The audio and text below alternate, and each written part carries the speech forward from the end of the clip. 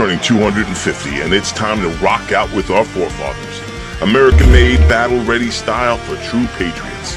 Whether you're marching in the parade, grilling in the backyard, or raising a toast to liberty, do it in the gear that screams freedom. Celebrate 250 years of USA in style. Wear your American pride loud. Trendjackers.etsy.com. Grab yours before the fireworks.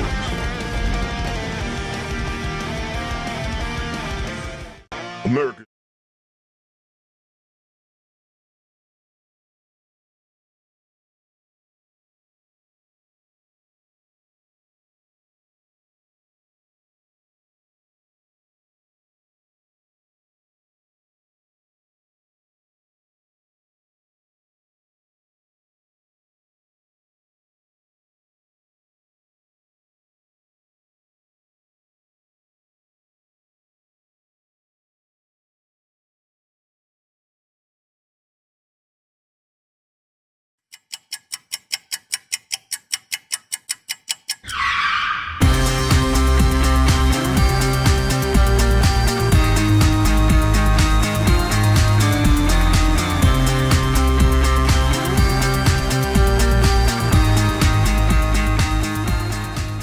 Tony, welcome to go. Hey, Joe, how are you?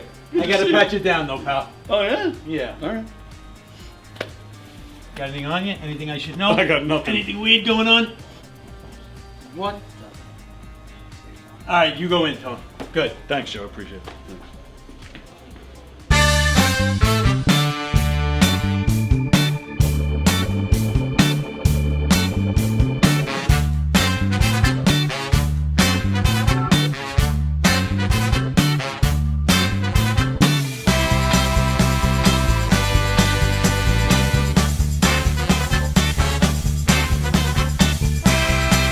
Hi, I'm Tom Kelly of The Tom Kelly Show. Yes, this is not the only time I've gotten on my knees in the back room of a comedy club.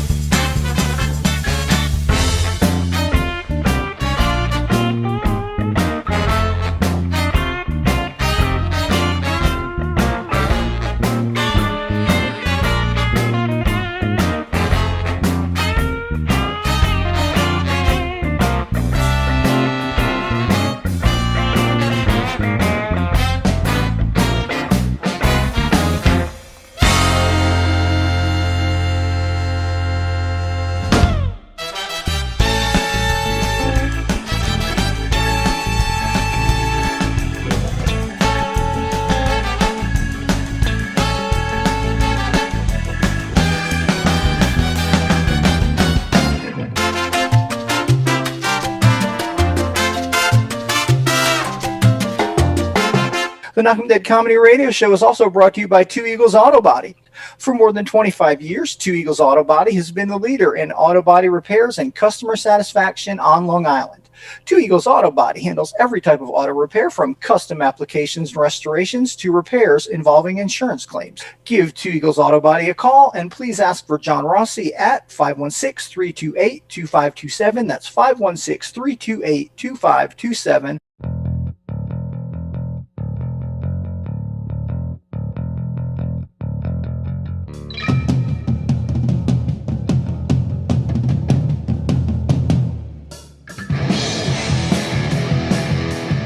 Hey, how do you say there, people? It's Johnny Brennan, creator of the Jerky Boys, also of Fox TV's Family Guy fame. I just want to let you know you're listening to Tony on the Knock 'em Dead radio show. They're gonna keep knocking 'em dead, so keep listening, you wacky sons of bitch. Right there. Over and out there, sweet Charlie. Long time no see, man. Hey, man, I miss you guys, man, at Knock 'em Dead Comedy Radio. I just want to say thanks for making my millennium. Oh my gosh, well, it's a love fest. Yeah, you heard that story. Yeah. So I guess should I tell it again? Oh yeah, if you want. I mean, yeah. You know, you guys are into comedy. Does it really help when somebody gives the punchline?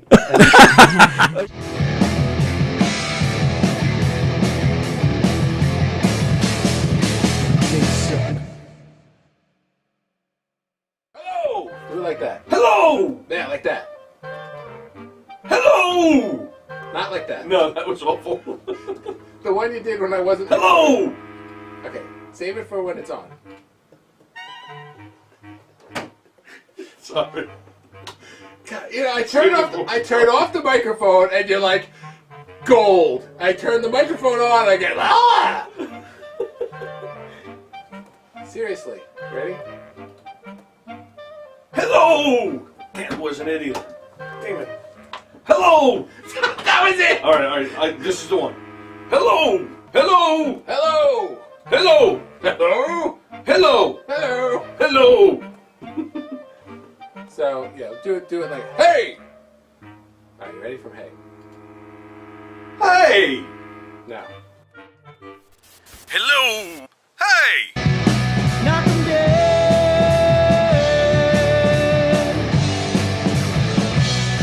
Comedy show.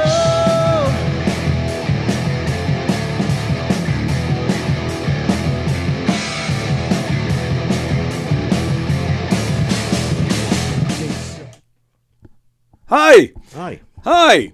Hey, it's Wednesday. Happy Wednesday to you. Welcome to the Knock 'em Dead Comedy Show here on Gov's Comedy Club Podcast, the Facebook page, the YouTube channel, wherever you're watching from. We do appreciate that very much. We appreciate all the support, and we ask that wherever you're watching from, that you share the link on all your socials. Tell everybody you know about all the great shows here on Gov's Comedy Club Podcast and Knock 'em Dead Comedy. Don't forget to vote for Gov's Comedy Club Podcast in the Best of Long Island voting. In the Best Radio Station Streaming category. Please vote for Gov's Comedy Club Podcast. Hey, the Knock 'em Dead Comedy Show. We're coming at you live from the legendary Governor's Comedy Club in Levittown, Long Island. Michael is here, ladies and gentlemen. And we will be joined shortly, probably around 11:15 on the Zoom. Chris Monty, ladies and gentlemen. Great comedian. One of my favorite comedians. One of my favorite people I've met here in the club. He's just great all around. You saw him last night on Hershey and the Keegs. Of course, he came into the studio for them. He won't do that for me. Fuck him. So Chris Monty will be joining us soon. Ann is watching. Good morning, Ann. Oh, that's what I need to remind you guys of. If no matter where you're watching from, please, if you want to be a part of the conversation today, you want to hear your name said, you want to hear your comments read, and join in on things, please do so on the YouTube feed. So if you're on Facebook and you want to join the conversation, you got to switch over because we only monitor the YouTube comments. Thank you for understanding. Oh. Michael is here. Hi. Hi. How are you? I'm all right. Yourself? I'm all right. I'm in a little bit of trouble lately. With? Well, you know, the guy I hired to clean up the poop in my backyard, he just found out I don't own a dog.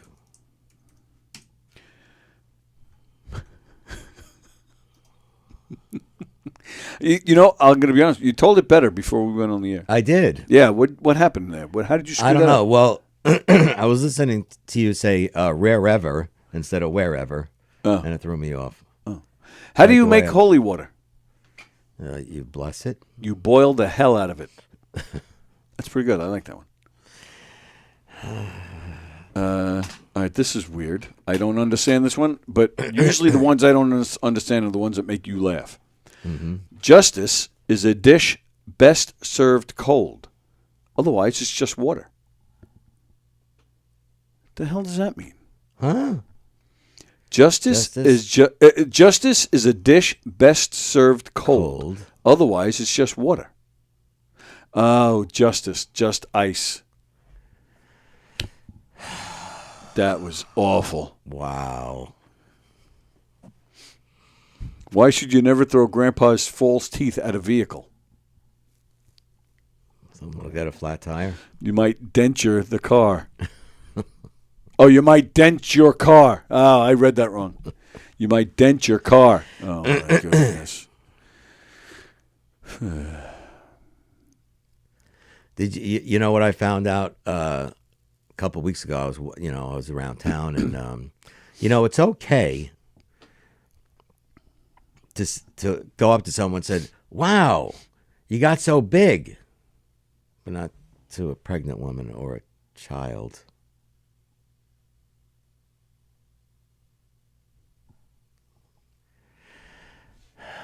Okay. What did the alien say to the landscaper? Bring me to your landscaper. Oh, you were close. Take me to your weeder. Ah. Why did the slave... So it's actually an alien with a speech impediment. It's Elmer Fudd as an alien. Oh, Elmer Fudd. Fremder, why did the slave go to college? To get his master's degree. That's pretty good. All right. Well, speaking of Fremder, since he... all right, yeah. So two things come to mind. So, all right. Speaking of Fremder, I'll get to Fremder in a second, but telling these jokes here, Tuesdays I do Tuesday trivia. Yeah. Honest to God, yesterday I had, I do the 10 questions. The 8th question is always a joke like this. The 9th question is a vocabulary word, and the 10th question is sex. So yesterday I had the questions. I come in here. I have all my questions set up. And Romeo called just as the show was starting. Right? You called on the air? I'm not sure if he's watching, but I think he called or was it before we went on the air? It was before we went on the air. And he goes, why didn't the skeleton cross the road? And I was like, whoa. It was so weird because my question number 8 yesterday for trivia was, why was the skeleton too scared to go on the roller coaster? And I'm telling you, and I said to John, I said, it must be the same punchline, so I'm not going to answer it right now. I said, I'm leaving it for trivia. But I just thought that was the weirdest thing. He called with that joke, and I had that. You had it. And yes, and it turned out it was the same punchline because the skeleton didn't have the guts. But yeah, I thought that was the strangest thing. Yeah, I thought that was weird. All right, but now Fremder, next Wednesday, you'll be here? Yeah. Fremder, come in here. Come join us next Wednesday. You've been wanting to come in and right? You guys haven't met yet, right? No. Come in and meet Mike and pick on Mike like you always do. But also, I wanted to talk about something on a serious note when Fremder comes in next week. Because as I've been talking about last week, Lisa, and Sammy went on that that walk for suicide prevention, raise money for suicide prevention. And all right, well, I'll get back to it because Chris Monty is here, ladies and gentlemen. So hold that thought. We stop and we drop everything when Chris Monty's. You really do. Holy crap. Of course, there's no messing around here. Hang on, let me fix camera angles so I can get you in on the screen here. Let me do that. Let me do this. Hang on 2 seconds. I'm almost all set for you. Top-notch show, folks. No, yeah, that's right. No messing around. All right, and I think we're good. There he is, ladies and gentlemen. Chris Monty is here. Hello, Chris Monty. Chris Monty. Good morning, guys. How are you? Chris, Mike, Chris. Hi, Chris. Hey, Mike. How you doing, buddy? Good, man. A little chilly, but other than that, we're good. Well, you're nestled up in the home. You're drinking your coffee. So you're my second cup of Joe. Nice. All right, so let's get right to it. Married, single, and a baby. I'm showing the graphic right now on the screen. Comedy from 3 different perspectives. Playing this Saturday at the Brokerage. Starring Chris Monty, Vanessa Hollingshead, and Joe Bublowitz. Am I saying that right? Bublowitz, yes. Bublowitz, okay. Polish. It's a name of Polish descent. So it means it's pronounced differently than it looks. Absolutely. All right. We just call him Joe Bub. Everybody calls him Joe Bub. Joe Bub. And you mentioned last night on, those other guys. Hershey and McKee. Oh, that's it. Yes. Those guys. You mentioned on Hershey and McKee's last night that you met Joe Bubs right here in this club. I met Joe Bublowitz probably about early 2000s. I would say 2002, 2001, very early on in my career. I was just on the MC on the weekends. for then was Jimmy Finn that used to run Governors. back Oh, in them sure. days. I remember Jimmy Finn. And Yeah. and I just started to MC, and Joe was the middle act one weekend, and we met, 20-something years ago, and we've been friends ever since, man. I just started to see him on the road and everywhere around, and we always stayed in touch. Unlike how we met, which was an M for M ad. A what ad? Wait, how did we meet, Tony? An M for M ad. Oh, M for male M. male ad. I was Gotcha. being stupid. Oh, We actually met. we met on Bumble. Yes. And then we bumbled all over each other. Swipe right. I met actually at the brokerage is where I met you. In fact, I think I've shown you the picture. I have a picture of the night we met. It was me and Don Sill, and I know Don. Don's brother was in the picture. We went to see a show, I think just for shits and giggles, and you were there. Mick Thomas was there, and some other guy Pontillo. But he doesn't count. So Joe Pontillo. I pick on Joe. I love Joe. But I pick on him too. We had such a great. I'd seen Mick before, but that was the first time I saw you, and I fucking laughed my ass off, man. Like you come out with the cap and usually with the jacket, like you're gonna sing Sinatra or something, but that's not. But you come out there and you just talk like you're just one of the guys sitting at the bar, and yeah, I just laughed my ass off. Thanks. You know that. I've been a huge fan of your comedy ever since, and honored to call you a friend. And then, of course, we have the joke too when you then came to my house thinking you were going to some studio. Right, I went to his basement studio. I didn't think I was coming out alive that night. He's like, go around the back alley and go down the steps. I'm like, all right, this doesn't. So what is this? A sex ring I'm getting into? Right, and then I had to ask you to leave. You refused to leave at that point. So all right, so tell us about Married, Single, and a Baby. All right, so as you know from listening to us last night, your audience wasn't probably on there because they sleep. They don't stay up to watch Hershey and the Keys. Did he just call them old? He did. He just called them old. Yeah. Listen, if I wasn't on the show, I wouldn't have been watching. But no, it's a stand-up comedy show, like you mentioned. 3 different perspectives. Joe Bubblewitz, married late in life, but really not a father, doesn't have any children of his own. Vanessa Hollingshead was married, is widowed, and now looking for love. So at an older age, trying to find somebody. And that's been a struggle for her. It's very funny, her stories of hell dates. And then me, you know my story, got married late in life and became a dad late in life, now in my early 50s with little ones.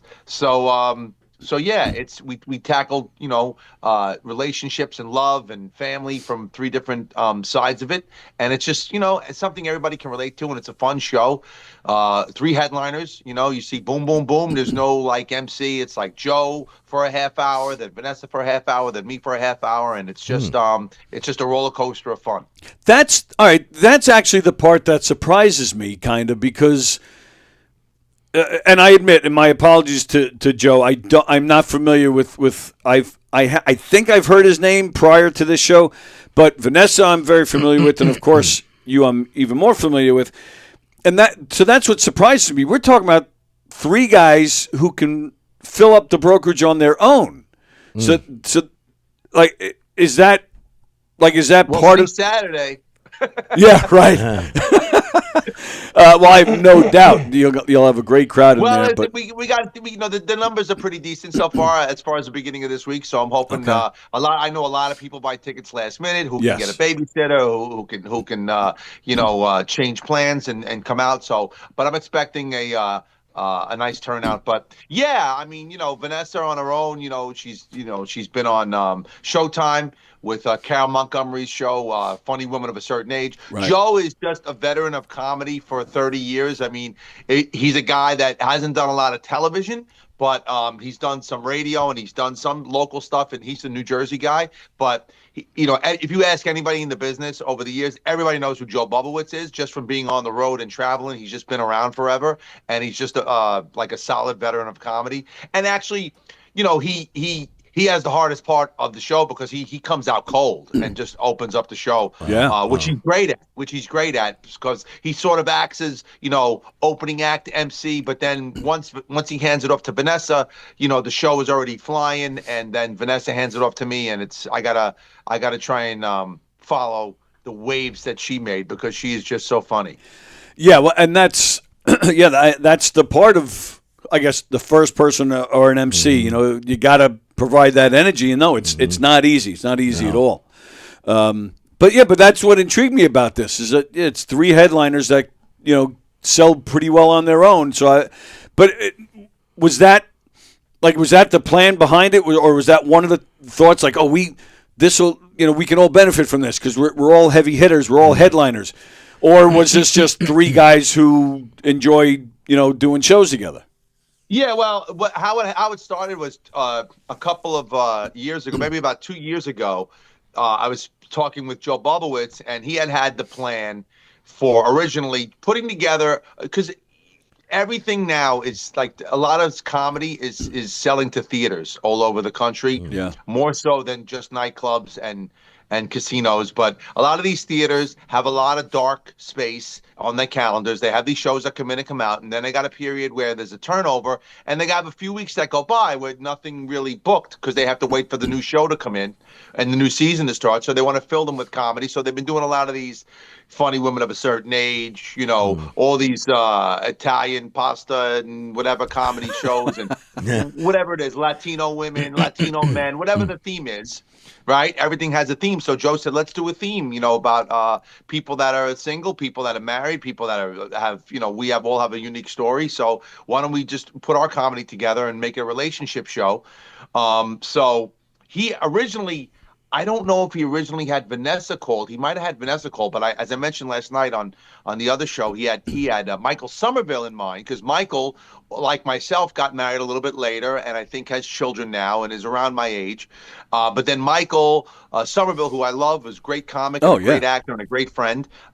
He had gotten a contract to tour with another comedian. I forget who. I believe Kathleen Madigan, but somebody of that ilk, and he was touring for he had a 2-year contract to tour, and he's like, oh, I can't really do your show, Joe, because I have, and Joe's like, no problem, and then he just happened to see me at a show that we were both booked on, and he's like, oh, I got the guy, because he hadn't seen me in 20, maybe 10 years. And he didn't realize I was married, that kid. So he didn't know my whole story. So then he sees me talking about it on stage, and he goes, oh my God, this is perfect. And then he called me and he says, I got this idea for a show. And we started doing a couple of, booking it where we can book it. And now it's starting to get it's starting to snowball, as they say. And we got, we did about 6 new different theaters last year between New Jersey, New York, and upstate New York and Pennsylvania. And they're all going to have us back in 2026. And we have a few more on the schedule for the remainder of this year, a couple of them in November. That's fantastic. Starting with this Saturday at the Brokerage, which we're excited to present it to Long Island, and then hopefully next year come back and do more dates at Governors Clubs, or, as I said, I know Governors produces shows at the Smithtown Theater and places like that. Right. They've doing some work with Belmore Theater as well. And Belmore Theater, anywhere, Absolutely. And I'm sure, like you mentioned, a guy in his early 50s with 2 young kids. I'm sure, you're looking to, book dates for anything just to get out of the house. Just to get out of the house. And just to bring money in to pay for all these toys and food. Yeah, but I'm sure getting out of the house is, I'm sure if they said, Chris, just come out for, if Keegan called you up and said, going out for pizza, come see Chris Monty at the pizza place. I'll tell my wife it's a gig. Exactly. I got a gig doing a pizza joint with Keegan. That's great. But, so that's great. I used to, put it this way. I used to never take, I've been doing this for 27 years. I used to never, when I was younger, if I was within 2 hours or 3 hours from home, I would just go do the gig and come back. But now I always take the room. I always take the hotel room. If there's a hotel room involved, I take it, because just to sleep in a bed without my wife and 2 little people, it's that's how I cheat on my wife. Like when I get a good night's sleep, that's my cheating. You come home all That's awake funny. and she's I come out more refreshed. My batteries are recharged. She's like, "You slept alone last night. You cheated." That's funny. and she doesn't get to do that, right? She, oh, we're having No, a even last night. I came home. I came home last night. We did the show, Right. Hershey and the Keys last night, and then Yeah. I got home here just before 11 o'clock at night, and I walk in, and my 6-year-old and my 3-year-old wide awake. And I'm like, what is going on? They got to get up for school, and I have to get up. My wife has to get up at 7 in the morning for work. I have to get up at 7 and get the girls ready to go to school. And I want to have a half an hour. My wife wants to have a half an hour, 45 minutes to ourselves. Sure. Just to sit on the couch and unwind from the whole day before we have to go to sleep. And then again by 3 in the morning, we're all sleeping snug as a bug, and then all of a sudden, who comes in and disrupts that sleep? The little ones come walking in and they climb into bed with you. At 3 in the morning? Yeah, this is why I told my wife we have to put a lock on our bedroom door. Absolutely. Kids are something. Child labor. It's the only reason I had kids. But it's My son used to do that. at Like 3 in the morning. 2 or 3 in the morning. Really? And my grandkids do that. Your You know what? grandkids- My wife said, and it's true. And anybody out there that's a parent, there's gonna come a day when they don't want to sleep in the bed with you and they don't want to snuggle with you. Mm-hmm. So enjoy it now, because in the blink of an eye, it's gonna be over, and they're not gonna want nothing to do with you. Mm-hmm. Chris, when my kids were in high school, they would sometimes go to school early for things and stay late for for clubs and sports and stuff. So they didn't always. Most of the time, they didn't catch the bus, and more times than not, I drove them to school, to and from. Mm-hmm. And it wasn't like you said. You have things to do, or you need to set up for prepare or whatever. Or you want just a few minutes to relax. And especially in the afternoon, like you have to, it's almost like the middle of the day, 2:30, 3 o'clock, 4 o'clock. That you got to go get them. You're like, son of a bitch, I just want to finish this thing. Yeah. Want to finish this? Want to get this done? I mean, for me, it's housework. Like I'm Hazel here, Tony. But I'm, But to your point though, so because my kids are only 20 months apart, and for school they're only 1 grade apart.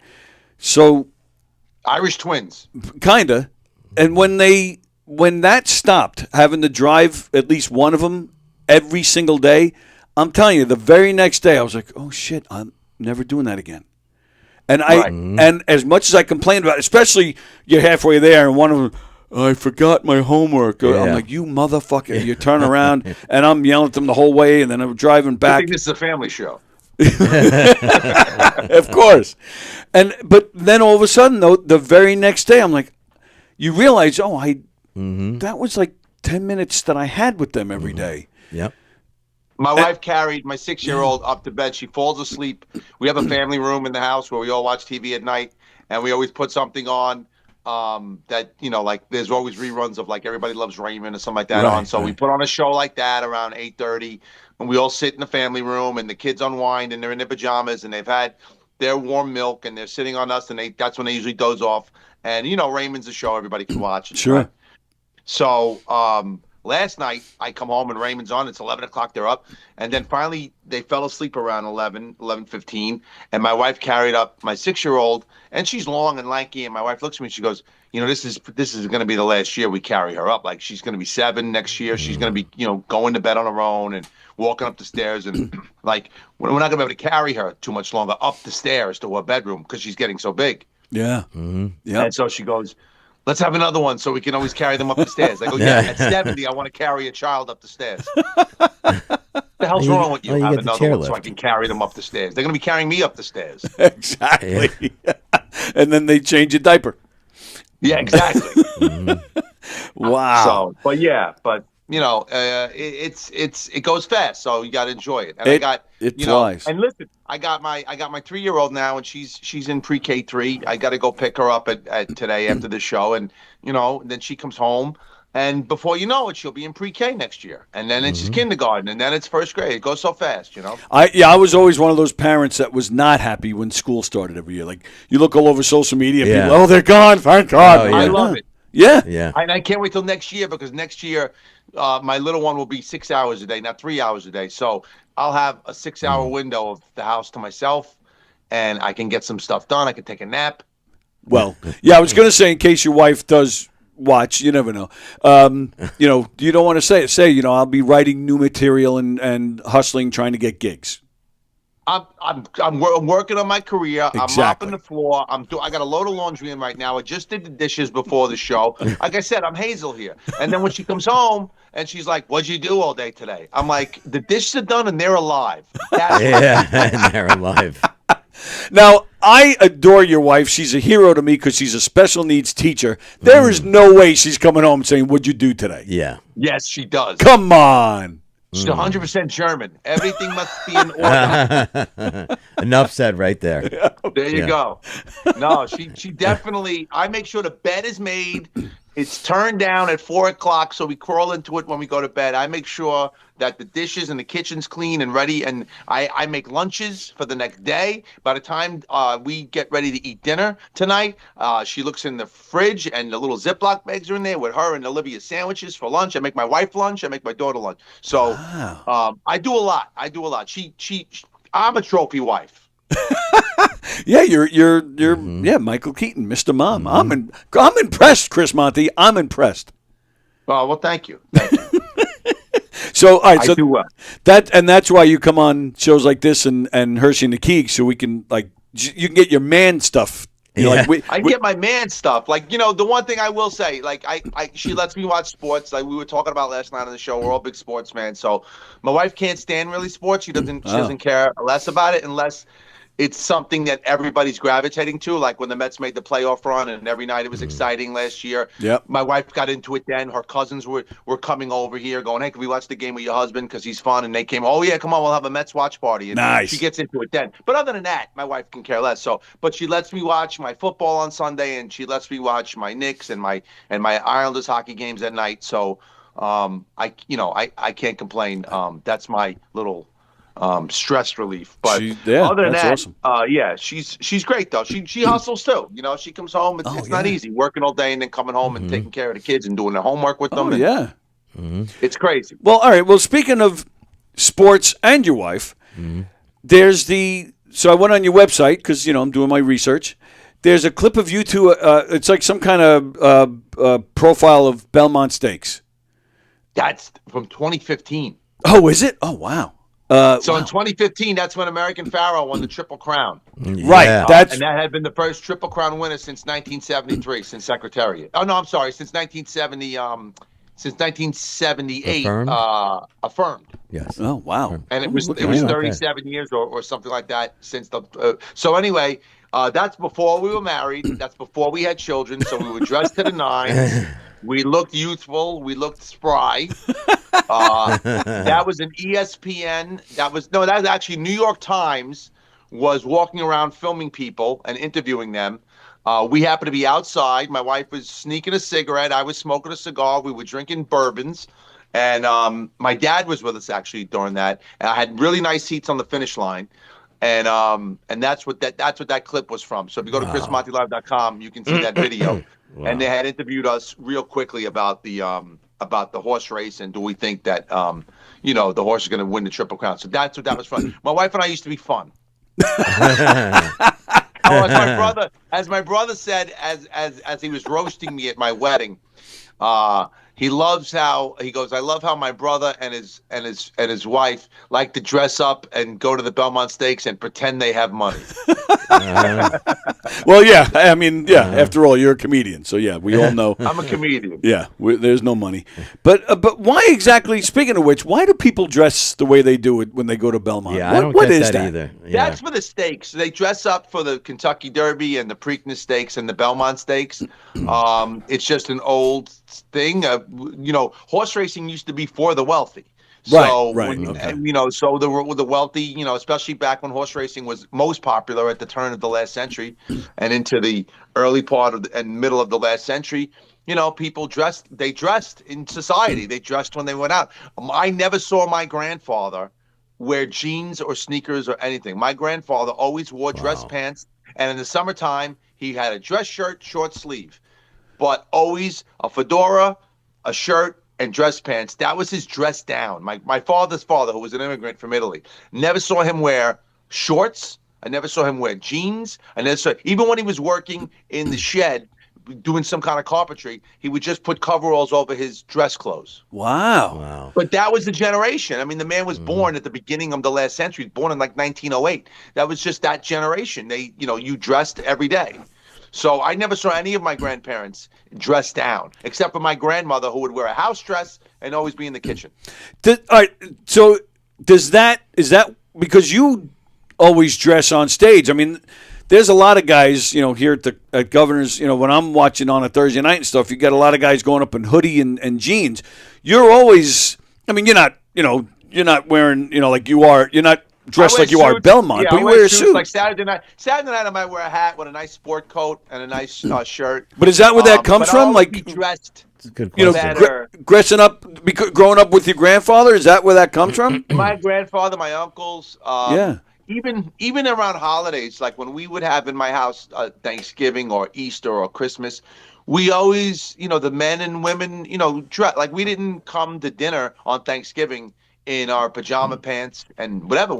My mother would make sure we put on a pair of khakis and a nice shirt, and some people were coming over for dinner, and people dressed. Wow. You didn't wear a suit, but you look like you gave a shit what you looked like. Yeah, exactly. Sorry, exactly. I lost my camera.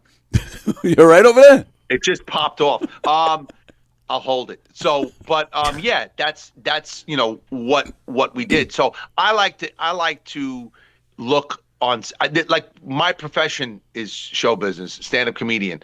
I like to look like I give a shit. I'm not going to walk on stage in jeans and sneakers and a t-shirt. Like, people paid money to see a show. They're paying money to sit there and buy cocktails and buy something off the menu. They're spending money to see you. You should look like you care. I agree. I agree. I don't disagree with how a performer dresses if it's part of his character.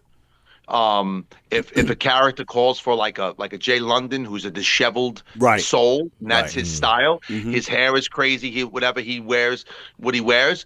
But I think at the very least, every comedian should look like they pressed their freaking clothes before they step on stage. Nice. And look like they care. But the problem is the young kids today, they're not. It's not part of society today. Society is, wear whichever you want to wear, and like I said, it's everybody's preference. My preference is to always look groomed, and look like I showered and cared before I stepped on stage. Frank Sinatra used to say, "Always dress better than your audience. They paid to see you."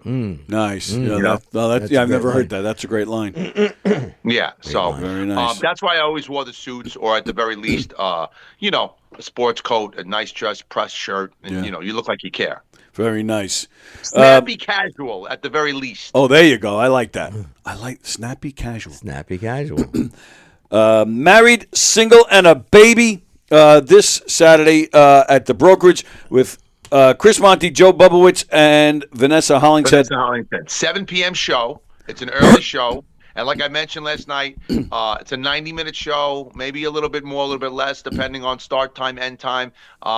It won't be longer than 2 hours. It'll be under 2 hours. You'll be done early enough to go out, grab a bite, grab a drink. It's daylight savings time, extra hour on Sunday. Please come out.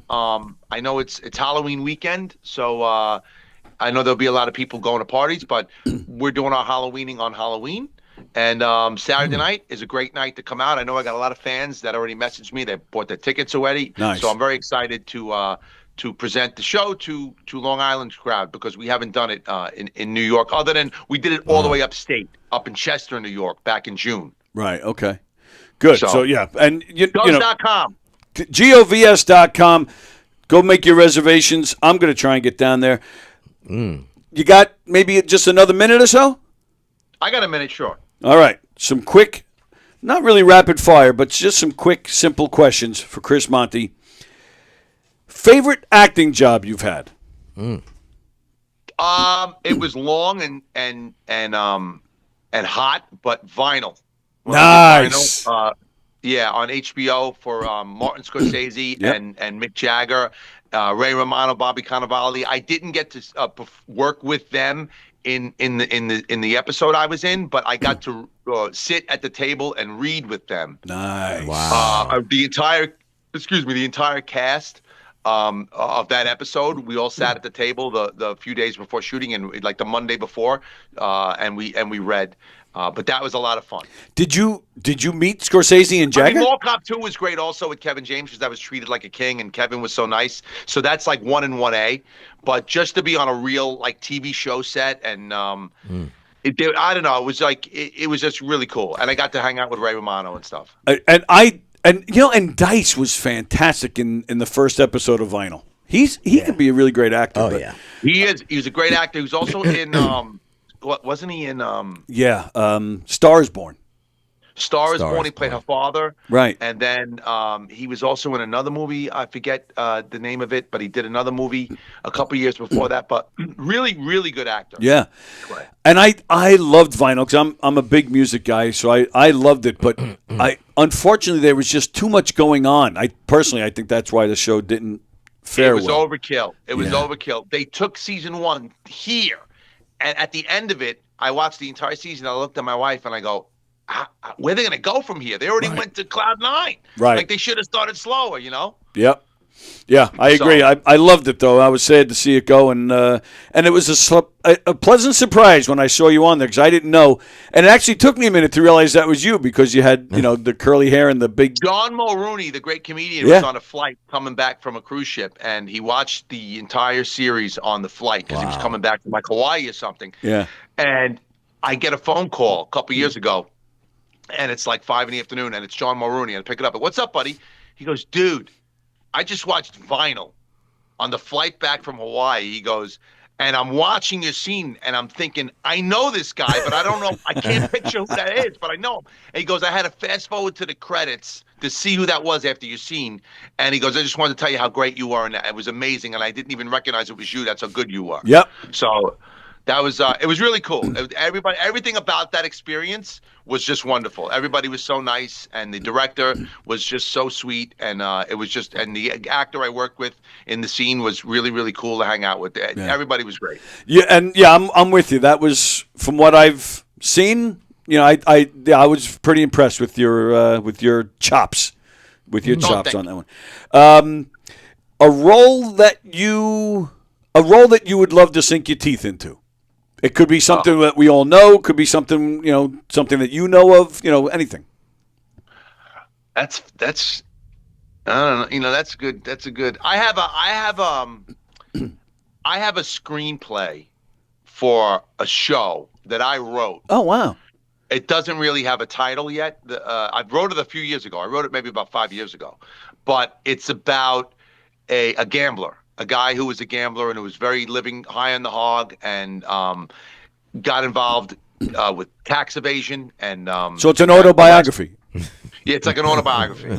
He got put away for a few years. He comes out and he was a horse player. He was a gambler on horses, and he was running a little side business, bookie office, and he got pinched for taxes. And he got put away, and now he's facing his divorce. His wife's divorcing him. He has a 5-year-old child, and his wages are garnished from the IRS. So when he has to get a job, but he also everything gets garnished because he has to pay back his fine of the back taxes he owes after doing about a year in jail. And if I get the funding, I would love to film it and shoot it. So I can really relate to this character because I wrote him and I know him. I lived with him. I have friends that have been through this life. So the name of the character is Benny Paradiso, and I take the name Paradiso because it was my grandmother's maiden name from Naples. But yeah, so that's something in the works, hopefully for the future that I can self-produce. That would be great. Would love to see that. And of course, Hirschman will be my will be my advisor on gambling in the movie. Well, yeah. I mean, the hell he would put you through if you didn't have him involved. Yes. Yeah, that reason alone. 2 more quick questions, and then because I know you got to get going. White Post Farms. I know, back in the day you worked there. As you're working your way up. You're there now, right? And I'm there now. And that's kind of my question. Do you miss it? No, not if you miss it. Do you make fun of Rich Walker for the fact that you've moved up in the world and he's still there? I did for a while. But you know what? Now that we're older, if you can work close to home and make a good paycheck and not have to go out and travel like I travel, like I do a lot. I do 40 to 50,000 miles a year on my car. Oh, sure. Just bouncing around. So Richie doesn't want to live that life, and I understand it. I have to go where the shows are. So I understand it. I did make fun of Richie though for about 10 years, but now I understand as we're older, and he does a great job. Oh yes, and we he does. went there. We saw you when we were there in September, right? We went there. We went there. Oh, you were there for the festival. We were there during the week. Right. Yeah. And we saw his show. It's fun. It's a great. fun show. And my kids loved him. They loved him. He is. He's the kids. Yeah, he's got a likability when he's up there. It is a lot of fun. All right, last question. Although I wish, always wish I had more time to talk to you, pal. But I'll come back on again. Oh, of course. Last question. Then, do you think the Mets are going to pay for Pete or what? Sports question. I don't trust David Stearns as far as I can throw him. Yep. So I'm hoping that Steve Cohen interjects like he did with Soto and say, we got to keep this guy. Yep. I really, really want Pete Alonso to be a Met for at least the next 5 years. Yes. Even if they give him a 4-year deal, I'd be happy with a 4-year deal. Okay. Because he's 31. It'll be, 30, almost 36 at the end of that deal. Right. So I don't know if they'll pay him. If Steve wants him, they'll pay him. But if he's just going to listen to Stearns, I know Stearns doesn't want him. And I don't know how you're going to replace 126 RBIs and 40 home runs. And a guy that plays every day. And a leader in the clubhouse. And a leader. So I really want Pete. I'm tired of losing our guys. We've lost. We can go down a list, Tony. We go back a long way with the Mets, where we've been Met fans our whole lives. You can go back to Seaver, Gooden, Strawberry, David Cohn. You just go down a list of all the homegrown guys that we've lost. Oh, yeah. And I'm tired of losing our guys. I want Pete to be a Met for at least the next 4 to 5 years. Yep. So I'm praying, but I don't have confidence in Stern. I'm not a big Stern fan, but I just hope that Stevie gets it done. Agreed 100%. That's why Chris Monty is the man. Married, single, and a baby. Saturday night, November 1st. At the brokerage, govs.com, govs.com. You will not be disappointed. It's going to be a great night. We're getting some comments in here, like Jeff Bosey says you're funny, one of the hardest working guys. Even Roach said it to me the other night when he heard that you were coming in. He said one of the hardest working guys in comedy, one of the greatest guys. And I agree 100%. Hey, listen, I got a lot of gambling debts to pay off. Yeah. That's right, and lots of sweet 16s and weddings to pay for in a few years. Don't even talk about that. Chris, all right, I'm walking out my house to go get my daughter. This is what I do, folks. So come and support me so I can buy Halloween treats for my kids and stuff. This Saturday at the brokerage. Tony, I appreciate you having me on, man. Thank anytime, you so pal. I appreciate you always being a support of the show, pal. Nice and meeting you. hopefully Good soon luck. I can come in and sit with you guys. Yeah, whenever, man. Open invite, you know that. Thank you so much. All right, brother. Thank you. Happy Halloween, fellas. All right, have a great show this weekend again. Hopefully I get there. Thanks, Tom. All right, brother. See ya. All right. Chris Monty joining in. Whoops, what did I just do here? I did my own homework on him. Yeah, he's a very funny man. Oh, he's hilarious. Very funny man. And I do like, it is nice that how he dresses. Oh, yeah, absolutely. Yeah, it's impressive. Okay. Oh, yeah, very. And the first time I ever saw him, I didn't know who he was in advance. We were just going to a random comedy show. I should have pulled the picture up. Oh, well. We were just going to a random comedy show. It was me and Don, because Don, as a lot of you guys know, Don is, he knows everything about comedy. He loves the whole stand-up comedy world. Oh, yeah. He can tell you how, like, the first guy to do stand-up. He could tell you who the first one to release a comedy album. Like, his encyclopedia brain. Comedic acumen was that high. Oh, yeah. So it was me and him and his brother and Lisa's two brothers. And he probably knew who everybody was maybe that's why he wanted to go. I don't even know. But I had seen Mick Thomas before. So when I saw that he was on the bill, I was like, oh, that's cool. And Joe Pontillo, I met him through Brian McGinnis, because Brian McGinnis was a friend. He is a stand-up. He's been on this show several times, but he used to do the Murder Mysteries with us. Did you know Brian? Yeah. Yeah. So Brian used to do stand-up. We used to go and support him, and we used to see Joe Pontillo at his shows. So Chris Monty comes out dressed like that, And I'm thinking, Ice Radio. My first thought was, who's this nerd? But then he comes out there and he talks to you like, if when we have more time, like, and again, it's my humor too. He comes across as such a wise ass.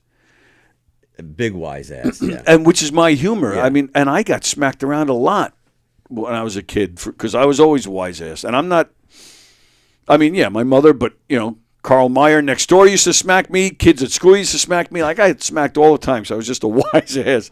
I never meant it. I was just horsing around. But it's your personality. Yeah. It's and different. That's what I love about Monty. That's why your shirt matters. That's right. You should care. No, I don't. I care about Chris Monty. Yeah. And then he turns out to, becomes a friend and, great comedian. And, I've had the pleasure of doing shows that I've hosted, and I've got to bring him out on stage. So he's been doing this for almost 30 years? Yeah. Wow. Yep. Wow. All right. Mickey is watching. Ann said she saw Hershey and the Keegs. She saw Chris on Hershey and the Keegs last night. And that was a good show. They spent a lot of time talking about Nick Mangold. Oh, yeah. Which was very sad. And they had a sports writer on. Carnazzo? Mark Carnazzo. No, because... Carnazzo? Carnazzo. It's... No. Carnazzo? Yeah, it's Mark Canazaro or something. I know who you're talking about. Isn't he a Jets beat writer? I think he was. I'm not sure if he still is. Yeah, I don't... Something like that. Canazaro? Yeah. I thought it was Canazaro. See, all right, now you're bugging me. Let's see, Mark. He was on the program with them? Yes. Wow. Canizaro. That's what I said. I'm glad I said that. Isn't that what I said? Not really. Okay. So he was on. So obviously he knew Nick Mangold very well. Yes. Yeah. And Monty's a big Jets fan. So he's a loser all around between Mets and Jets. Yeah. Yeah. Although he's Islanders, so. The Islanders haven't won in 40-something years. Yep. Well, the Mets, too. They've made it to the World Series, but, haven't won anything since '86. No.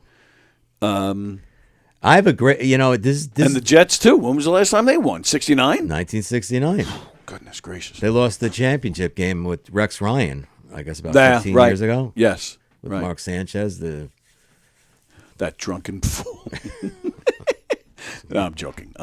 All right. So, can I bring up Pete Alonso? Oh, sure. Jen and I, we talk about Mets a lot. Yeah. Maybe we're in the minority. Because let me preface this by talking about Freddie Freeman.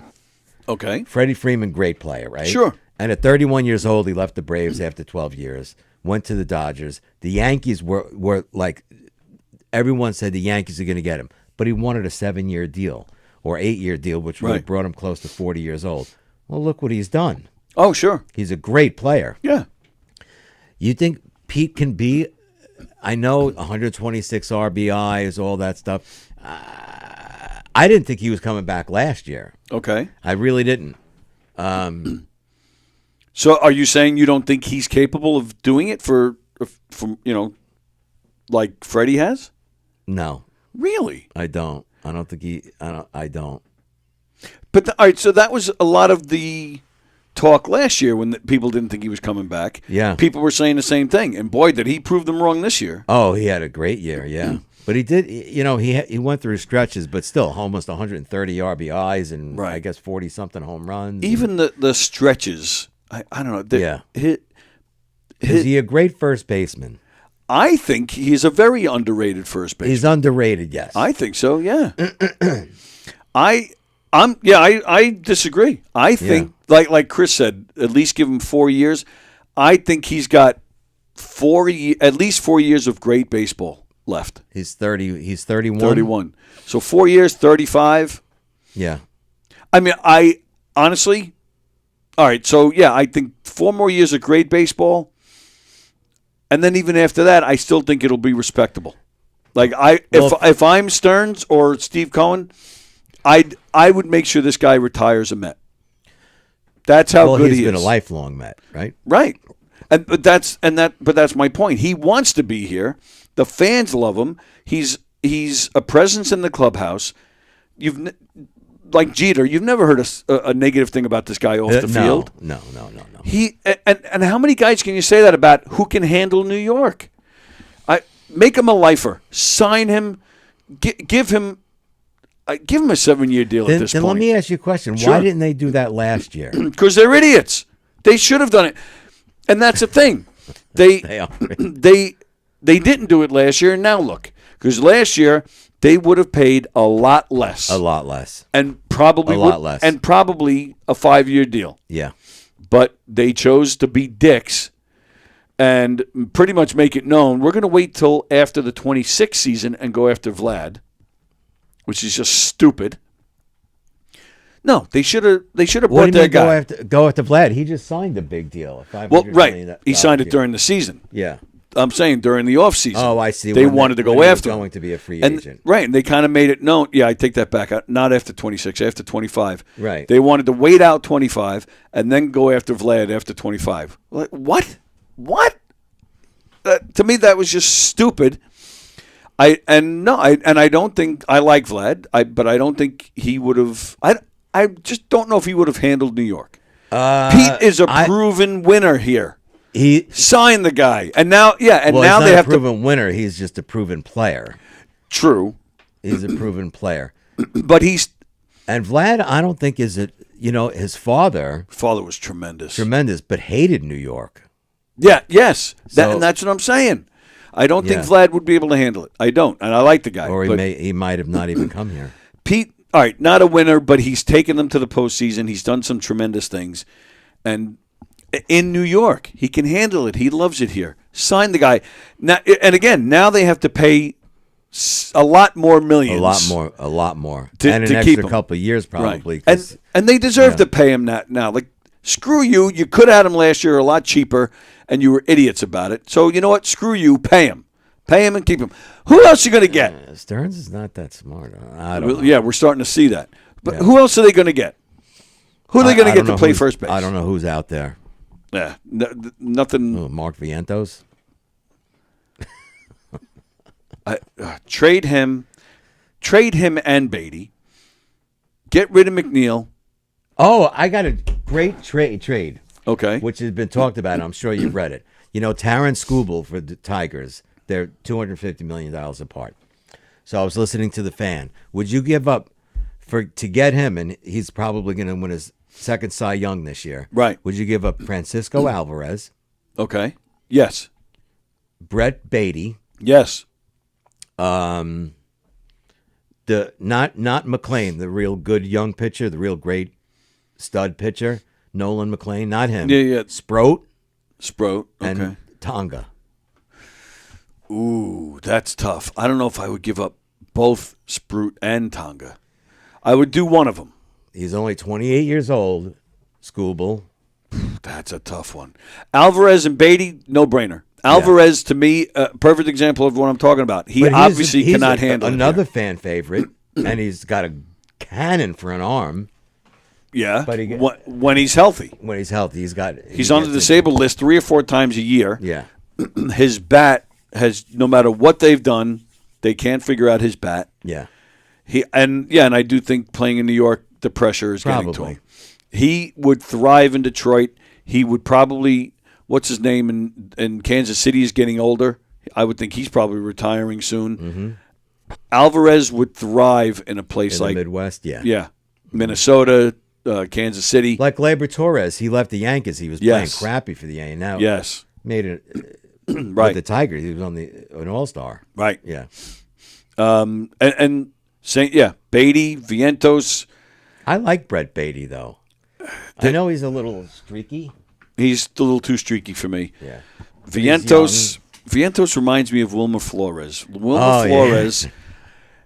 See, I'm sure he's a nice guy, and he had some good hits, but nothing. He's talented, Vientos. But he reminds me of Flores, Wilmer Flores, and here's what reminds me of them. Why I find them similar. You watch them when they're up at bat, and you can just tell by their expression on their face there was nothing going on up here. There is nothing. I've seen that with Vientos. Flores used to go up there and just chewing his bubble gum. And you see him just looking around. Yeah, most guys like, what pitch is coming? What do I do? What do I do? Choke up a little bit. Right. You know, do I try to so pull many it? Do I things, hit it to right field? You know, Yeah. If I do this will happen. Do I sacrifice? Do It's I bunt? just- they're guessing. Keith Hernandez, to me, one of the smartest ball players that ever lived. Yeah. You saw it in his face. He was concentrating. He was always looking around. He was Oh, always he was always one step ahead. Mm-hmm. Flores and Vientos too. He had a great year when he first came up. Last year basically did shit. Yeah. Beatty, too streaky. McNeil, to me, I think McNeil was part of that. It was Okay. a mock trade. Right, okay. That I think Andy Martino from SNY was proposing.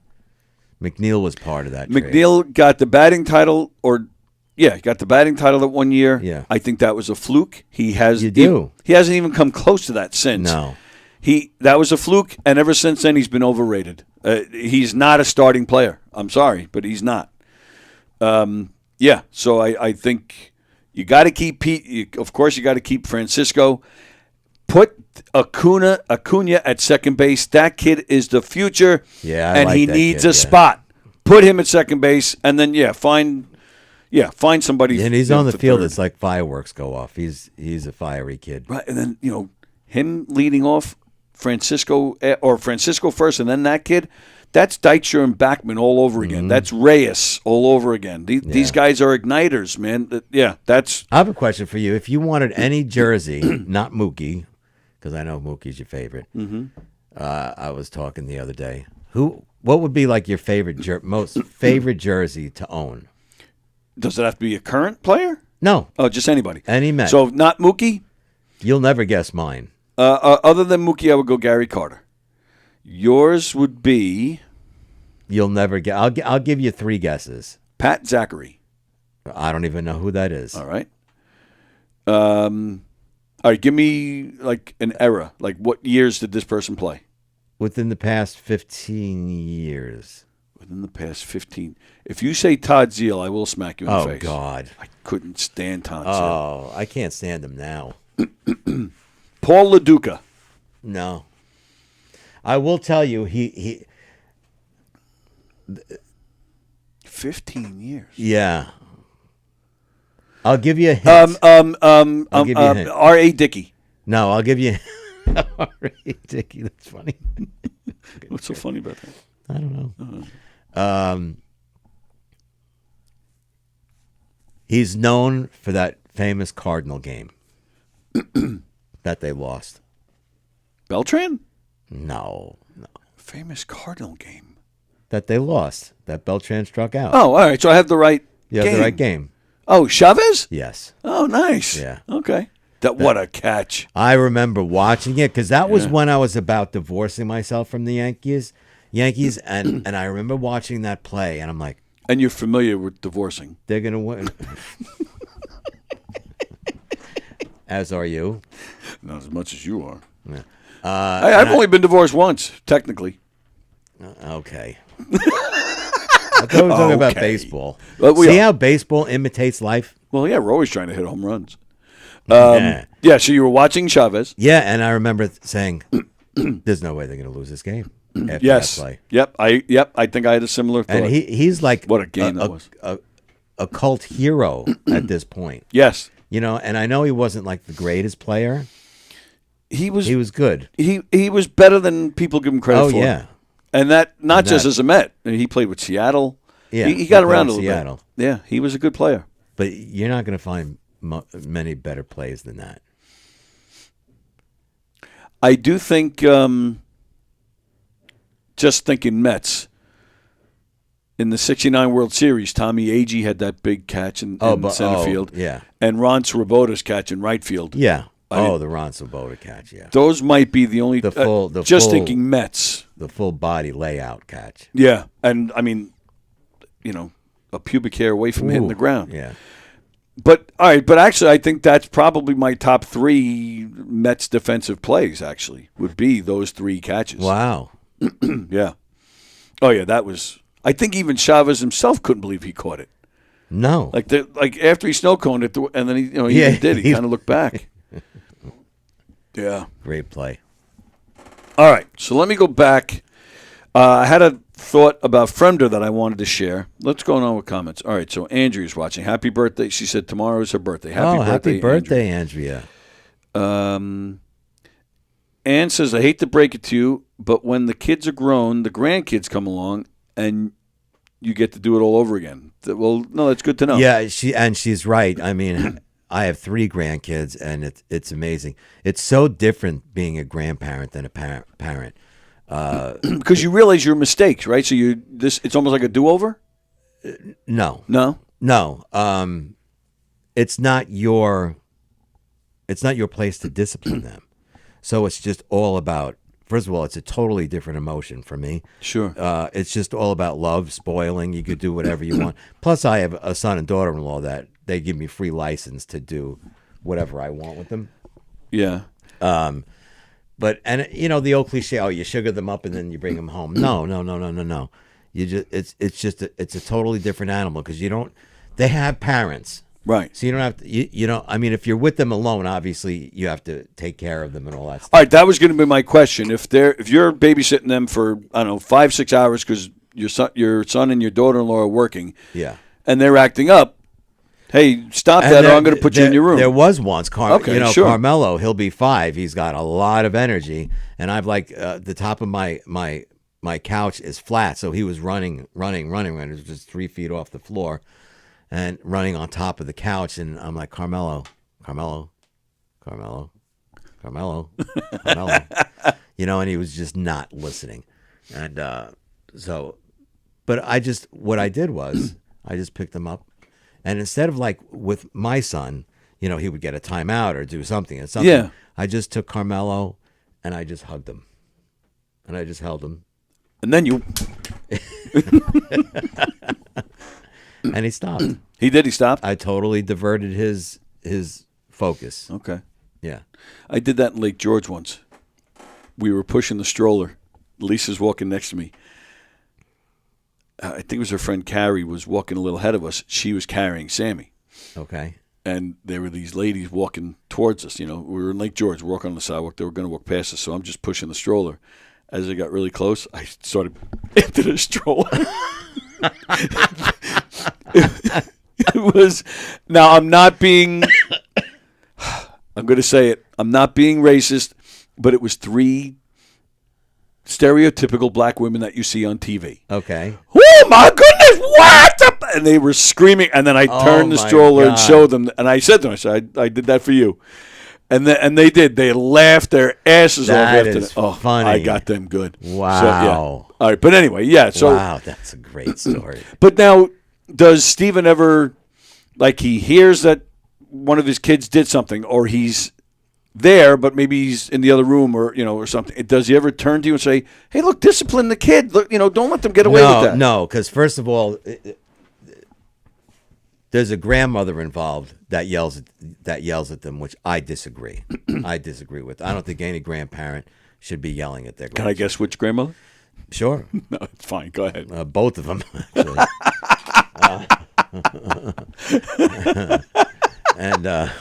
No, I don't think grandparents should be unless you're one-on-one with them and they're doing something that's going to endanger themselves. Okay. Yeah. But if you're just over there and you're having fun. You hugged Carmelo. What if when the hug was over and he started doing it again? You wouldn't, Carmelo, that's enough now. You wouldn't get stern with him? I think that was stern enough, but by me holding him and talking to him. Yes, it worked. But I'm just saying, what if he continued after that? That's a great question. I probably would have probably knocked him out. Exactly. Chris Thomas, lots of gems in the backyard at Belmont. Don't be fooled by the nice pics from the clubhouse and the grandstand at Belmont. Very nice. Let's see. All right, Mickey Delaney's there. Saying hi to everybody. Okay. Fremder, nice outfit, Mike. You look like MASH. Man. Oh, because it's like Army. It's not really, though. It probably looks that way on the screen, but yeah, it's a little darker. Green. Then Carol Miner is watching. Carol Miner. Just coming on to say hi. Have family in town, which is why she's been MIA. Have a great Wednesday, guys. Thank you, Carol. You too. Carol. You're probably gone at this point, but enjoy your family. Enjoy your family. All right. So the thought that I was getting to with Fremder when Monty joined us. Yep. I invited Fremder to come on next week. Next Wednesday. Come in, meet Mike, pick on Mike. Oh, yeah. But the main reason I want to talk to Fremder, it's actually a serious topic. So last week I was promoting that Lisa and Sammy were doing a walk where they're raising money. They did it this past weekend. Yeah. Lisa and Sammy both achieved their goal of what they wanted to raise, and they actually went past it. And they're even accepting donations until the end of the year. Nice. So, yeah, they did the walk. It was for suicide prevention. And Fremder commented. So we were talking about it on one of the shows last week. And it was the end of the show, and I signed off for the day, said goodbye. But then I saw a comment that he left, but I didn't see it until after the show was over, where it said that at the time that he started watching the show, right around that time in his life, he was considering suicide. I was like, whoa. I saw that, and then sure enough, maybe about a half hour later, he sent me a message. Because I guess he figured I didn't see the comment, so he sent me a message, which pretty much the same sentence. So I wrote to him, I said, is this true? And he goes, yeah, actually it is true.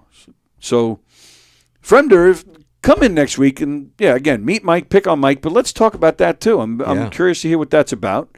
And you kind of due to come in. It's been a while. So next Wednesday, come on in, and we'll talk about that.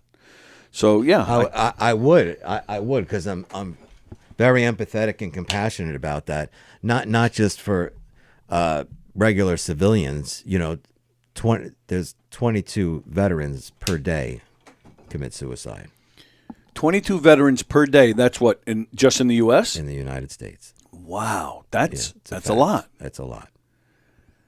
Mm-hmm. Is it like, I don't know if it really matters, but is it mostly Army? Is it mostly Navy, or is it just in general? You know, I never saw the breakdown. If there is a breakdown, right? No, okay. It just says 22 per day. Wow, that's terrible. Mm-hmm. Jeez. All right. So I would love to talk to Andrew. Turn on all the comments. I just said something intelligent. I have it all turned on. So what? The comment just before that one? Everyone at Belmont looks like they're about to sign a bill into law. What? Because they're dressed up? Yeah, like they're on the Senate floor or something. I guess I don't know. I understand that because if you watch all those three big races, all the men are in these beautiful suits and ties, and the women are all dressed up. I don't know, but is that how you dress when you're signing a bill into law? You usually just wear a suit. Yeah. Yeah, I'm sorry, I didn't get it. Unless you're talking about Mike looking like MASH, which I said already. I did read that one. And I don't know. He says, yeah, turn on all the comments. I just said something intelligent. I wouldn't say that was intelligent. Maybe halfway clever. Just a little bit. Blurp. All right. Are we calling the tattoo guy?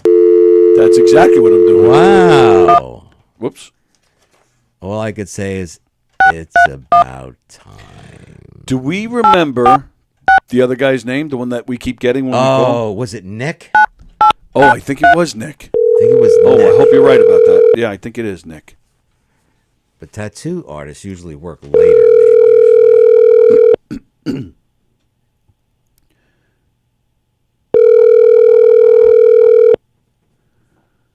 Well, don't they open at noon? Sometimes. I thought that's what you don't have his personal number? I don't think so. Black Duck. Hi, how are you? Good, how are you? I'm good, thanks. Say, is Rob in by any chance? No, he's not in on Wednesdays. He'll be in on Friday if you wanted to call back. He'll be in on he's never in on Wednesdays? No, he's always off on Wednesdays. What's he doing that he's always off on Wednesdays? He's getting into some kind of trouble, I'm assuming. I don't think so. I think he's just just has his days off. You know, he does his whole running and comedy and all that stuff. So he's a busy guy. He is a busy guy. I do agree with that. So you think he's spending his Wednesdays working on the comedy? Because I'm not really. I don't see evidence of that. I'm joking. I'm totally joking. Are you? Do you just work there, or are you like his wife or daughter or something? No, I just work here. All right. So tell us the truth. Is he a nice boss? Yeah. You sure? Yeah, definitely. You have any problems with him? You tell me, and I'll take care of it. Okay. Is she a tattoo artist? Are you a tattoo artist? Yes. You are. Can we ask her a question? Go ahead. You have a second? Can we ask you a question? Sure. Okay. Have you ever changed the tattoo from a Yankee logo to a Met logo? No. Have you ever changed a tattoo, like any tattoo, into something else? Yeah. Yeah. Is that easy to do? It depends on what it is. There's a lot of factors. All right. So my buddy here, he has a Yankee tattoo, but inside the NY it's red, white, and blue. It's not like just a solid color. It's red, white, and blue. Yeah. So, but he wants to change it because he's engaged and his fiance is a Met fan. So now he likes. Don't believe him. He likes sex, so he wants to change. So he basically has changed from one team to the other. Uh-huh. So do you think it? So is that something you can change into a Mets logo? You think?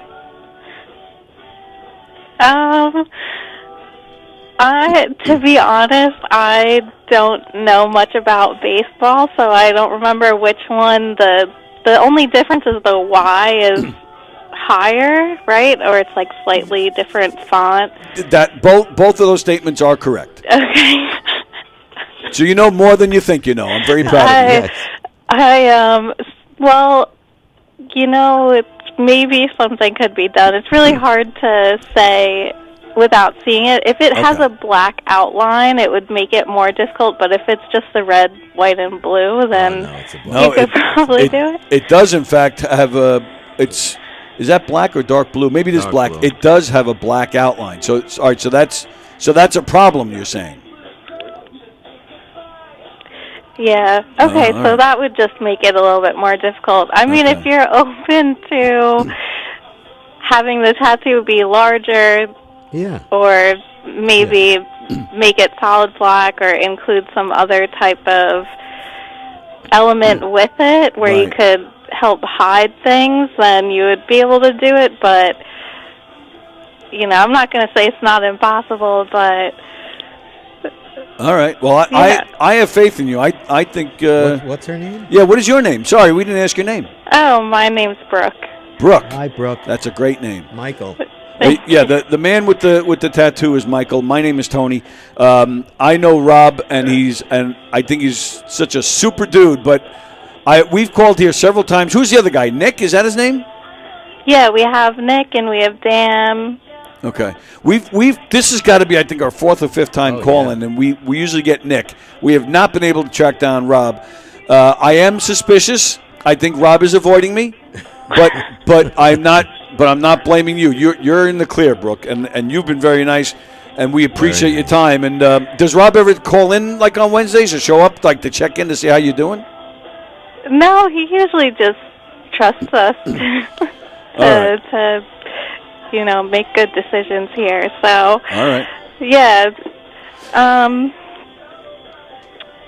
I can let him know that you called though, if you want, and then Brooke, that would be awesome. If you if you tell him the one-legged guy called, he'll know exactly who you're talking about. That's me. I have an amputated right leg, so he'll know exactly what you're talking about. Okay. All right, Brooke. All right. Thanks for your time. And thank you, Brooke. I don't know. We might just. I don't know. Maybe we'll get Brooke to take care of this. Absolutely. I don't know. I'm losing my faith in Rob. So, Brooke, we appreciate your time, and we'll talk to you again. Yes, of course. All right. You have a great day over there. Have a great day, Brooke. You as well. All right. Bye-bye. Bye. I'm not convinced. I don't know. Just the way she was like kind of laughing, like it was What do you almost. mean? It was almost like someone said to her, "Oh, those guys are calling again." Brooke, you take it.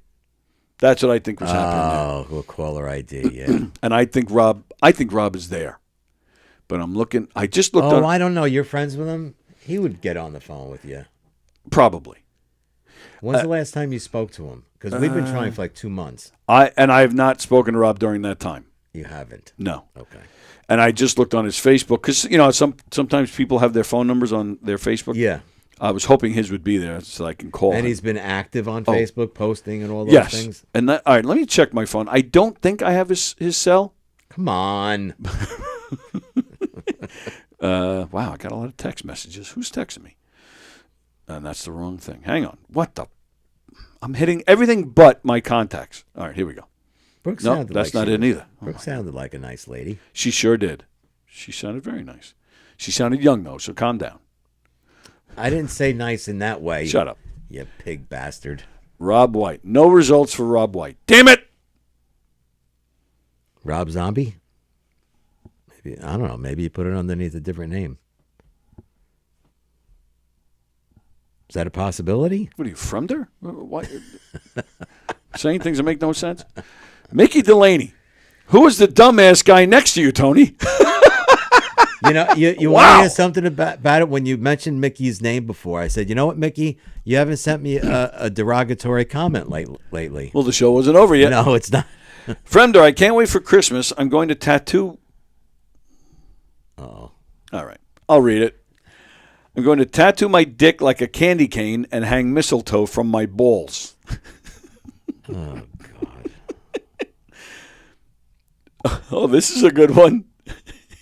Fremder, Mike should get a smile tattooed on his face. Who said that? Fremder said I smile all the time. You do. That was a good one. I like that. That's pretty good. You know, I dated this girl, so ugly once. How ugly was she? We used to hang her and kiss under the mistletoe. Oh, my goodness. That's terrible. That's awful. Oh, my goodness. Oh, boy. Holy crap. You know, I was so poor once. How poor were you? Oh, I used to go to orgies just to eat the grapes. My goodness. I'd like to shout out. What? I'd like to shout out sidewalks for keeping me off the streets. Oh, why'd the chicken cross the road? Why? To get to the other side. Why was he on the other side? Why? To get to the gym. And why do you think the chicken needed to go to the gym? Why? To work on his pecs.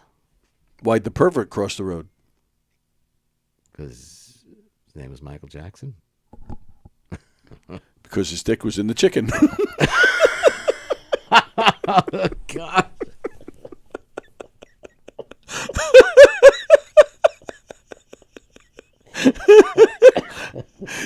You know where I heard that joke? When I graduated high school, a buddy of mine wrote that in my yearbook.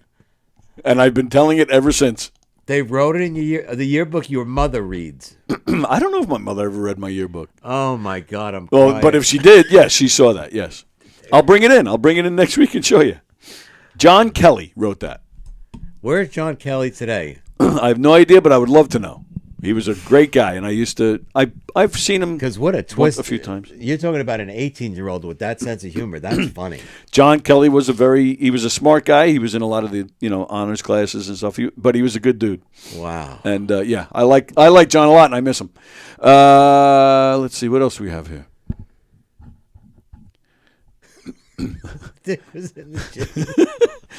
Why do only some couples go to the gym? Because they don't know if it's going to work out. That's it. Nice. Thank you. Because some relationships just don't work out. Nice. Oh, my goodness. Why is sausage bad for you? Because it brings out the worst in people. Oh, the Get worst. it? Oh, yeah. God. That's a good joke if you're a German. Yeah. Just like Chris Monty's wife. Mm-hmm. You better watch out. She'll kick his ass. Kick his ass. Why did the teddy bear turn down a slice of cake? He was stuffed. Oh, man. So stupid. Awful, awful, awful. All right. Dear God. So Fremder, let us know if you want to come in next week. If anything, Mike should get eyeballs tattooed on his eyelid, so at least when he's falling asleep, it looks like he's still paying attention. Wow, Mickey. Jeez. Mike should get a tattoo of a target on his ass. Wow. Oh, I know what I... All right, perfect. Uh-oh. Perfect. We have a little less than 10 minutes left. This is the thing I've been waiting to ask you, and Fremder will love this. Yes, I know, and I don't have an answer. You didn't go? I didn't go. Why not? I'm going Saturday. What the hell have you been waiting on? I've been busy, man. You told me last week you were going. Saturday night I went to a costume party. Yeah? Which was very funny. I have a good, funny story about that. What about Wednesday, Thursday, Friday, Sunday, Monday, busy. Tuesday? I was busy. Busy with what? I don't know. Jennifer works during the week, and I didn't want to go at night. What? Just a random weeknight. Why not? What do you mean, why not? What are you hollering for? You're not going out like all night. You're going to see a movie. You sit home and watch a movie on a weeknight. Why I know, can't you go to the theater? we started talking... I'm going to yell at Jen. This is her fault. Last week... No, it's not her fault. Yes, it's my fault. It's nobody's fault. Last week, her parents actually saw Bruce back in the 80s, so they're old-time Bruce fans like I am. Okay. So during their anniversary party, they got a lot of these gift cards for restaurants, and so they texted us one night, like, I don't know, this past Friday night or Sunday something. Oh, we're gonna go out to eat the 1st, which is Saturday. And I said, let's make it a double date. We'll go see the Bruce movie. I know the mother loves Bruce Springsteen. Okay. So we're going Saturday. This coming Saturday, 3:30 p.m. 3:30 p.m. Well, you're not letting me finish the rest of the story. All right. 3:30 p.m. 3:30 p.m. 3:30 p.m. And then we were going to supper at 7 p.m. Supper? Supper. Do people still say supper? I do. Oh, apparently. I think we should go back to the Queen's English. So you're going. All right. So you're going 3:30 Saturday. Yes, I can't, right. and I can't wait to. I'm right, going to make notes. I'm actually going to bring a little pad. Notes. I want to write notes for your program next week. Well, and that's perfect because if Fremder's here, what better than to talk about Bruce with Fremder here? Oh God. From what I understand, financially. Oh, I have a whole. Yes, I've been reading so much. Go ahead. Yeah, that's financially so far, this movie is a flop. It's a flop. It was a $55 million budget. They've only made $16 million. That's so exactly far. what I read. Yes, and I'm going to tell you what I've read, and I've read all the reviews. I've read all the fan pages, all that stuff. Okay. And it didn't hit me until I saw these two, and I hate to get into politics. Oh, boy. Yeah, I know. Here we go. It's because he's a liberal. What's because he's a liberal? People aren't coming out to see this movie. First of all, I've read two things. It's mostly for hardcore Bruce fans. Okay. That know about that album and that kind of period of his life, which is 40 years, 38, whatever years ago. No, over 40 years. 1982. Over 40 years, yeah. Yeah. So, yeah, if you don't know, in 1982, Bruce put out an album called Nebraska, and that's what this movie focuses on. It focuses on that, but there's flashbacks of some brilliant scenes with this guy who's a great actor, Stephen Graham, an English actor that plays his father. He's a fantastic actor. He was in Band of Brothers. He played Al Capone in Boardwalk Empire. Yeah. He was in Snatch. You ever see Snatch? No. Oh, such a great movie. One of my favorite movies of all time. No, I didn't see it. Brad Pitt and some other people. But he's a tremendous actor. He really, he plays Bruce's father in this. Yes. Yeah. And Jeremy Allen White, and I don't know what the kid's name who plays Bruce as a young person, as a kid, but Jeremy Allen White, they say, is phenomenal, Oscar worthy. But I've also read on a lot of the fan pages that a lot of like Republican-ish people that are even Bruce fans will not go and support this. All right. It's gotten decent reviews. It has gotten decent reviews. Decent reviews. Not all great. No. I've seen most. I haven't seen anything flat out negative. No. But but all the reviews I've seen said it's decent. But they all give Jeremy Allen White credit. Yeah. Not for like this amazing portrayal of Bruce, but just his interpretation. His own interpretation. He doesn't go overboard like trying to do a Bruce impression. No. His singing sounds just like him. I've seen like in the trailers Similar. and stuff, and the soundtrack has come out, and but I have no interest in hearing Jeremy Allen White sing Bruce. Like I would not go out and buy that album. I'll just play Bruce. Oh, me too. Yeah, I have no film. interest. In the film, you've obviously seen the trailers. That's Jeremy Allen White singing. Yeah, so it does sound like that sounds like Bruce. Yeah. All right. Well, all right. You have a chance to redeem yourself because you're a supposed crazy Bruce fan, but yet have not seen the movie yet. So you're losing points. But have you bought the box set? The box set? The box set. Of the 73 songs that were unreleased? You just lost more points. You know, it's funny. Jennifer and I were driving the other day, and I had Bruce on, and she goes, "What's his last album? What was his last album?" I said, "Well, he put out Western Stars, and then he put out Letter to You." Neither one of those are his last album. I know. So I looked at her. I said, "You know what? I'm lying." I said, He just did this big box set of all these unreleased songs. A lot of them are B-side things. Some are covers, this and that. And there's like 73 songs, which I don't. I have it on my Apple Music. Yeah. What do I have to buy it for? It's on my. No, that's fine. But you have lost more points. Why? The Nebraska box set just came out. Do you know? I bet you I know more about that album than most people. I've listened to it since 1982. Okay. Well, you haven't bought the box set. Why do I need to buy the box set? Because you're supposedly this major Bruce fan. You should have everything. So let me ask you, what's the difference between the box set of Nebraska and the original when I bought the cassette back in 1982? I'll tell you which is why I bought the box set. And it's amazing. It's the original album remastered, and the sound is fantastic. Oh, okay. There are outtakes from the original album that are on there. There's live Bruce, I think just from last year or something, where he performs the whole album by himself, just him. There's on a stage. DVD in this thing? It's DVD or Blu-ray plus a CD of the audio of that show. Then, which is my favorite part of this, Nebraska, the album, recorded back in the early 80s, full E Street Band. That he chose not to put out and then re-recorded the songs by himself.